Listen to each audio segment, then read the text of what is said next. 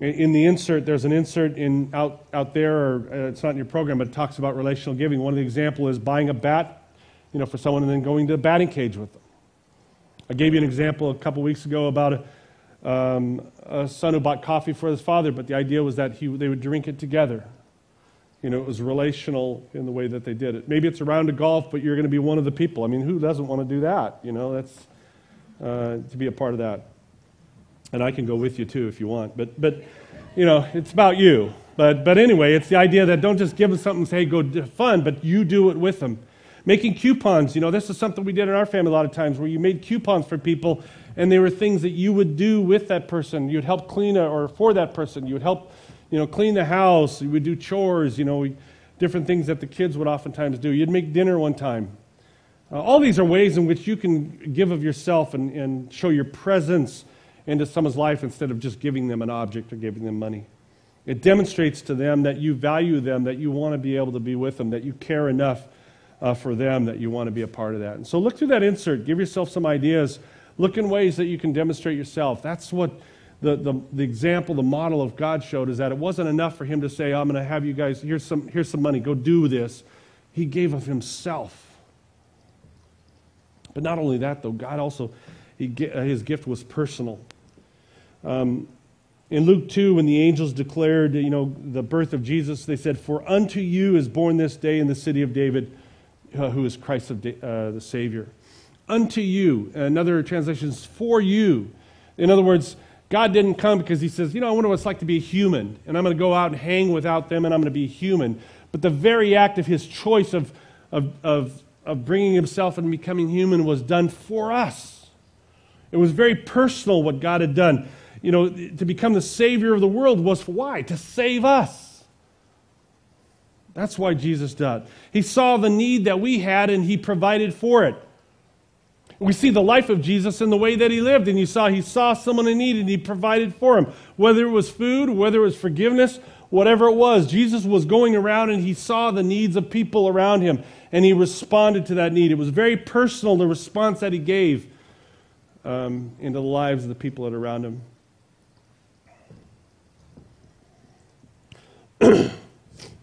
God always promises to give us what we need today, right now. Even today, God is looking into our lives and our situations and our circumstances, and whether or not they're positive or negative in the situations that are in, even the tragedies that happen around us, God is always responsive, saying that all of those things God will use to meet our needs, what our specific needs are, not our wants, but our needs. We often receive gifts that are less personal. In our family, we always make a list because I hate to try to guess what it is. Well, I'm owning the fact that really what that's saying is I don't want to take the time to figure out what you really need. I'm being honest about that. You can make notes. It's easier for me if you give me a list of a few items. Well, my kids, I'll always, on my list is drill bits. I mean, that's really sentimental, right? Drill bits. I can go through my list. Oh, this drill bit Craig gave me, years ago. It was a great moment. Often we give gifts that they can use 100 things can use them, 100 people can use them. They have no personal attachment related to anything. Whether it's, for me, tools, screwdrivers, whatever it is, it could be anything. There's nothing that connects it personally to the person. It's just, okay, here's something. I mean, I even hate to say it, but even gift cards. I mean, I'm a gift card person. I like to do it. Why? Because I don't have to figure out what you want. I can just send you to Target and you get whatever you want, I mean, I know the intention is not so careless as that, but let's be honest. Sometimes that's what it is because we don't take the time to really figure out what the personal relationship between a person and what that need is. Relational giving pays attention to the other person. When we're talking about learning to be able to give differently and think differently, we're talking about giving in a way where we're letting people know that we pay attention to them, that we care about them, that we look at a person's life situation and we give accordingly to that. We're not like the son, if you've ever heard the story about he gave his mother a basketball. I mean, we could say it was giving himself, and I want to have presents with you, Mom, let's get a basketball, but his mom doesn't like basketball. What he's really thinking is, I know Mom won't use it, I'll use it. 1 or 2 times we'll go out together, and then I got it the rest of the time. It wasn't thinking at all what his mother was want. Recently I saw an interview of Christina Aguilera. She's one of my favorite ones I quote. No, I haven't used her in a long time. And you might think, whatever you think about her as an artist or how she dresses or whatever. But I'll tell you one thing about her from the story. She is a great gift giver. She shared in her interview that what she does is she has journals, and everybody that she's with and she has conversations, she hears anything that they say they need or want, she writes it down. So when it comes to a birthday or a Christmas time, she looks through the journal. She pays attention to what she gave to you years in the past, so she never repeats a gift.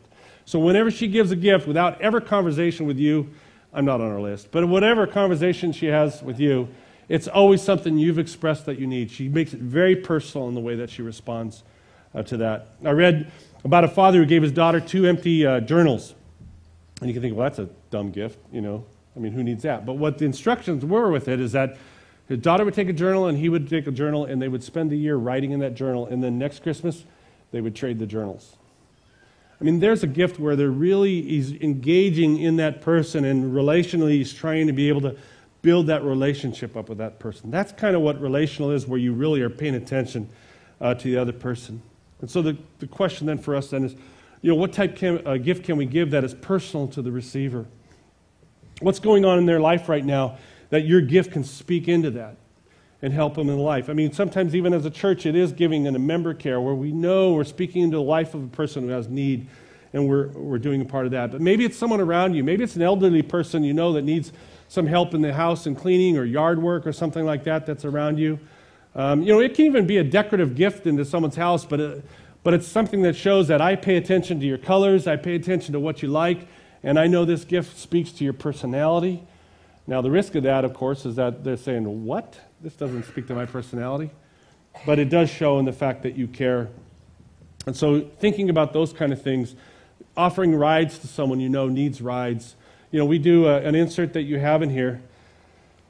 We do this member care insert, and so you have one in your program, and we do need people to keep responding to that. It says care ministry. In that particular thing, I mean, you might even consider the fact of personal thing. I mean, maybe you don't know right now, but if you go and sign up making meals, baked goods, sending notes or cards, last-minute childcare, hospital visits, transportation, phone calls. Here's a situation where you're saying, look, I can't think of anybody right now, but sign me up. And if there's someone, you call me, and I'll go drive them to their doctor's appointment or whatever. That's an example of giving yourself, first of all, presence, but in a very personal way for someone's need. Too often, when there is the need, we don't even attach ourselves to the personal thing. So we want to give in other ways because we don't want to take the time to figure out what people personally need. But God did. He knew what we personally need, and that's the kind of thing that we need to model. That's relational giving. The third part of this, though, God's gift was costly. We often say God's gift of salvation is free. I mean, you've often heard that. But it was not free to him. It was very costly. God gave of himself. He gave of his son.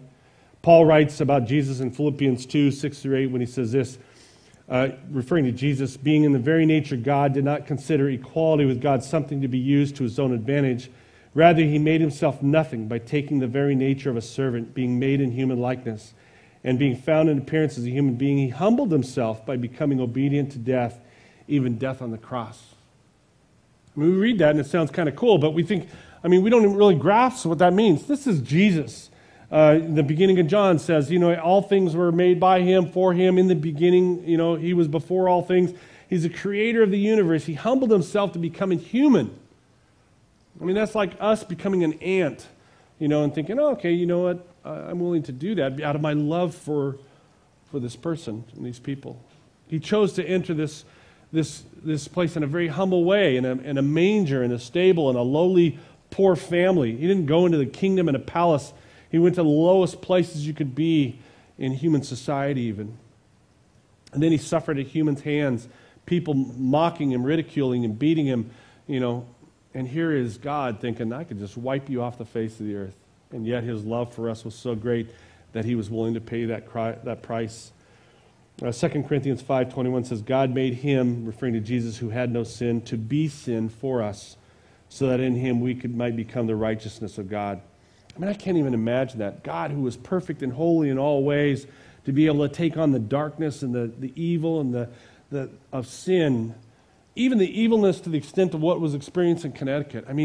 That the evilness, the darkest, what we see of evil, and God bore all of that darkness for us. It was greatly costly to him. So the question then, well, what would that say about our gift to others? If we truly are taking on and entering this Advent story season, and we see the kind of gift God gave to us, the cost of that gift, of showing the love for us, and the willingness to the extent if he was willing to go for us, what in turn then does our gift to others in the way that we look at others say about how we value them and what we say about that? Relational giving shares our life with others. That's a part of the cost that we're talking about, that as I said before, you can buy an expensive gift, but that doesn't cost you anything. Money, but money is very relative. I mean, sometimes that certainly is the need, but the real cost sometimes is in our time and in our energy and the thoughts that we go through in being able to invite people in lives. The real cost is the vulnerability that we put ourselves in. The real cost is the risk that we take by the way in which we show a gift to someone that might be rejected. They don't get it. They don't understand it. They resent it even.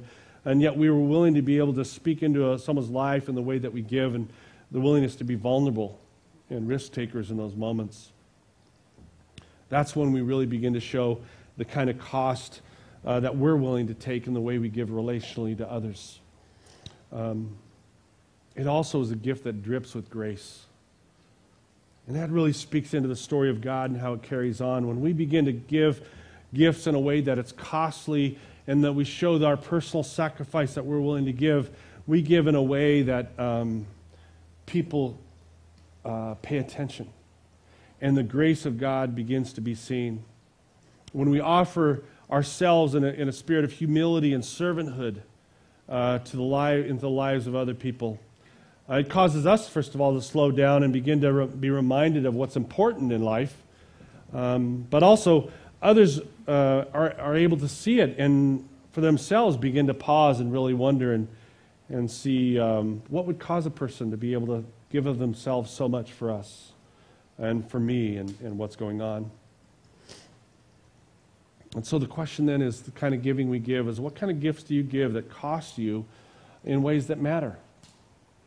Not in money, but in ways that really say that you are invested in this, that you care about this person, and you care about the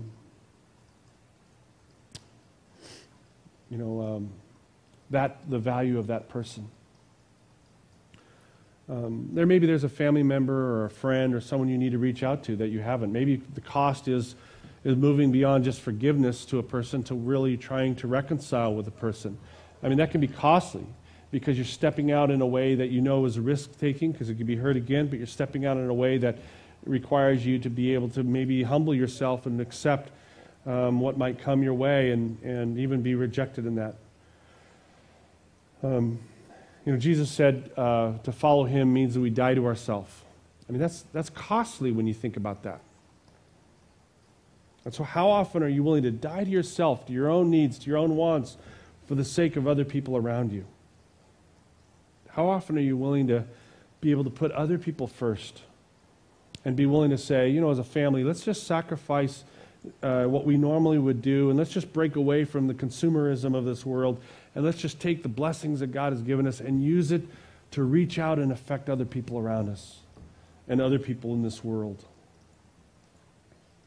When you begin to do that, the grace of God really begins to flow, and not only do other people see it, but you even experience it as well.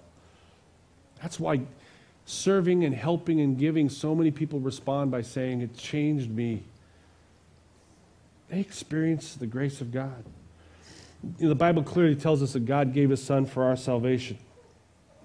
So the question is, how can we apply that relational gift into our own current practice? How can we take the story of God's giving, his presence, the personal part of the cost of it, and take that and move it into our life in the way that we carry on that story beyond us and demonstrate it to the other people around us? I mentioned to you before, I think the deeper problem sometimes is the value of life. And we've lost the value of life to where it seems easier to take it.